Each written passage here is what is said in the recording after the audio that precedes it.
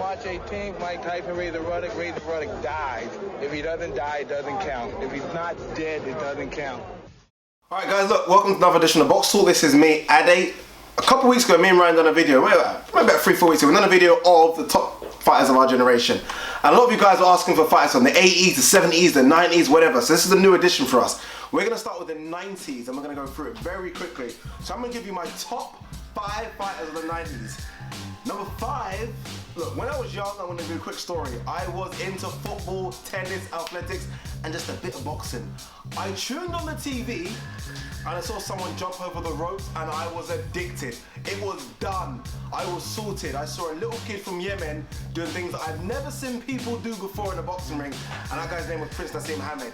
You guys might go, ooh, look, boxing's an entertainment sport, and this guy brought more entertainment than any boxer I've ever seen in my life. Mayweather, Ali, the whole of them, this guy was super entertaining. Another fact about Naseem, forget all the titles he won, he was the first low-weight boxer to get 7 figures in a fight. Do you guys know that? That's true fact. Number 4, it's getting interesting now, guys. James Toney is my number 4. Look, don't forget the big guy you see walking around now that can't knock people out at heavyweight. There was once a time when this guy simply was the king of middle and super middleweights. Went unbeaten for years. Dominated people. Dominated a who's who of the super middleweight division. And then obviously he started eating cheeseburgers. Like he said in a couple of videos, want my Burger King? Want my Burger King? James Toney is number 4. Number 3, and this is where it gets really difficult for me, Lennox Lewis. Lennox Lewis was a heavyweight destroyer. People have only started giving this guy props now for what he does. This guy in the 90s literally was, he had like 28 fights in the 90s, got beat by one, and that was Oliver McCall. Revenged that, knocked him out, and then had a draw with Evander Holyfield. Apart from that, was unbeaten. University record in the 90s, the number 1 heavyweight out there, Lennox Lewis, people. Number 2, Sweet Pea Pernell Whittaker. Look, I've been battling this number 1 and number 2. Pernell Whittaker, for me, he made boxing, which is what, the most dangerous sport you can do out there, he made it look fun. He made it look interesting, but let's not forget the facts. This is a 4-weight world champion, people. 4 weights. Yes, he went up to light middleweight. This little Pernell Whittaker went up to light middleweight and dominated. In the 90s, he had 1 loss to me, really. Well, sorry, 2 losses to me, really. Felix Trinidad and 1 before that, the name skips me. I do not count Oscar De La Hoya as a loss. He won that fight. Fact. Number 1, simply the best fight of the decade, Superman, Roy Jones Jr. Boxing's hard. Like, I've tried it on the bags. I've tried to hit a few pads. This guy made the hardest thing in the world look easy. Made it look fun. He had the physique of anything. He was phenomenal. If it wasn't for the Montel Griffith disqualification, and then we all saw what he done after that, I genuinely think this guy could have gone unbeaten. I think he lost his mojo after that. After that, people, not after the Tarver loss, after that. This guy went on, past the 90s, went on to beat a heavyweight in John Ruiz, and then came down and we saw what happened next. Don't judge Roy Jones on what he does then, now, judge Roy Jones on what he done in the 90s, and what this guy done in the 90s was unbelievable. Yes, he might have not fought the Barkey name too much to fight, but he was beat in front of them, he beat them easily. That's my number 1 to 5, Ryan's up next. Boxtalk, and it's time for my top 5 fighters of the 90s. By far the toughest list I have ever done in my life. I'm so confused with my list, I might even change it halfway through the video. Coming at number 5. Number 5 was a tough spot to fill. It was either James Toney or Felix Trinidad. James Toney had the better fights, or chose the better opposition, but James Toney lost it towards the end of the career, to end of the 90s. So I went with Felix Trinidad. Felix Trinidad, let's not forget, this guy turned pro in 1990, made a run through the welterweight division, won the world title, I think it was the IBF, in 93. From 93 up to about 99, he went through welterweight, junior middleweight, and up to middleweight without losing the title, without losing a fight. Most probably consecutively, 20+ defenses, all the way up. Going number 4, I'm going with Julio Cesar Chavez. Chavez's strength is his longevity. He fought everyone, good guys, bad guys, Hall of Famers, mixed it all up. He came to the 90s fighting Meldrick Taylor, who was an Olympian, who was going to be the future star of boxing. Yes, it was a close fight. Yes, Toney was winning. Yes, Richard Steele might have made a mistake, but Chavez showed what I like the most in a fighter: the will to win, the desire. He pushed the pace, he forced the pace, he got the stoppage. Throughout his whole career, he fought the best opposition available.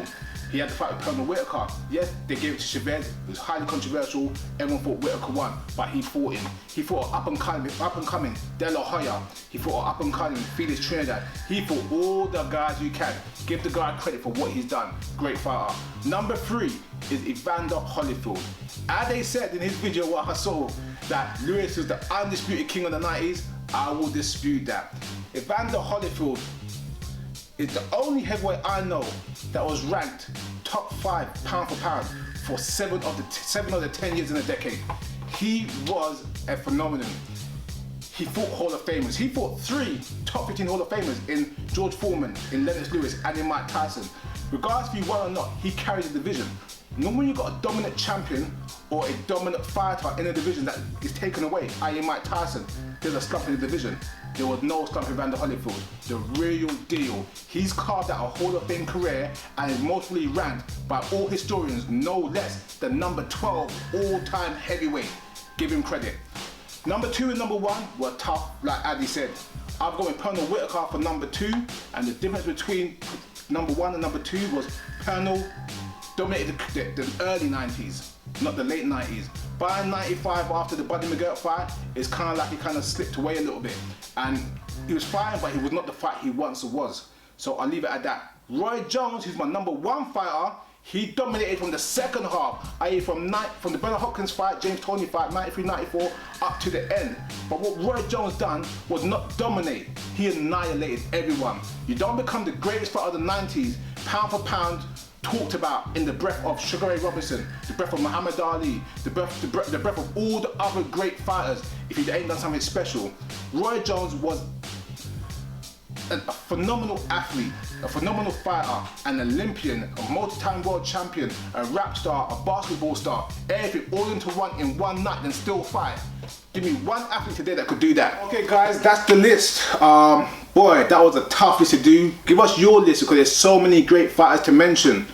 Ade, when you done your original list, who did you have that didn't make the cut for whatever reason? Good or bad, warranted or not warranted? Who do you think? Felix Trinidad. I can't lie to you guys. You guys obviously didn't see my head behind the camera. Ryan said Felix Trinidad, and I was like, oh my god, how did I miss out Felix Trinidad? So Tito Trinidad would have. Have I done it properly? Like, you know, because me and Ryan, like you said, this is kind of off the cuff. We don't do as much research. We just kind of say, right, Ryan, you give your top 5, I'll give my top 5. Yeah. So look, Felix Trinidad could have probably fitted in there somewhere. Get rid of Prince Naseem Hamed, but boxing's entertainment, sport, and I think Hamed.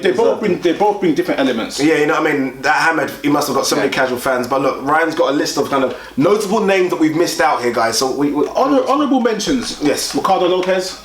Serious. George Foreman. You don't win the heavyweight title at 45 and you can't not be mentioned. Yeah. Oscar De La Hoya. Olympic gold medalist. Mark Too Sharp Johnson. Yeah. Chris Eubank. Yep. Bernard Hopkins. Yeah. Dark Destroyer, Nigel Benn. You could Nigel Benn. There's so many great fighters of the 90s. I mean, it's a tremendous list to make. I dare you try to give your list. I mean, it's that hard. Before you put your list down, think about it for 2 minutes. Yeah, before you say, obviously, Yeah. One thing we had number 1 and 2 the same. Number 1 and 2 the same. Number 1 and 2 the same. I could have gone, I'm not joking, same. I could have gone either way with it, you know. The only reason why I chose Roy Jones over B-Hop is, like I said, Roy Jones over Pernell Whittaker is because Pernell started off the early part of the year up to about 94, 95 quick, and then he kind of like, even though he was still a top 5 and still in the pound for pound list, he was no longer the same fighter. He was getting old. I'm not making this list for Pernell Whittaker, but cocaine obviously paid the... Oh yeah, of course, yeah. It's easy to say hindsight. Minus the cocaine from that kid's body. Yeah, but that's what I'm trying to say. Guys, as Ryan said, get your list in. Not easy. We are going to go back to the 80s, 70s, 60s, and even the 50s in your asses. Yeah. So try and get your list in for those, and we'll see if they compare to us. So a couple weeks time we're going to do the 80s. I kid you not. If you thought the 90s were hard, no joke. Hagler, Hearns. Sugar Ray Leonard, Mike Tyson, Larry Holmes, Michael Spinks, Evander Holyfield. Oh my god. Anyway guys, look, thanks for tuning in again. Instagram, tweet, subscribe, the usual, and thanks for watching another edition of Boxtalk. Cheers.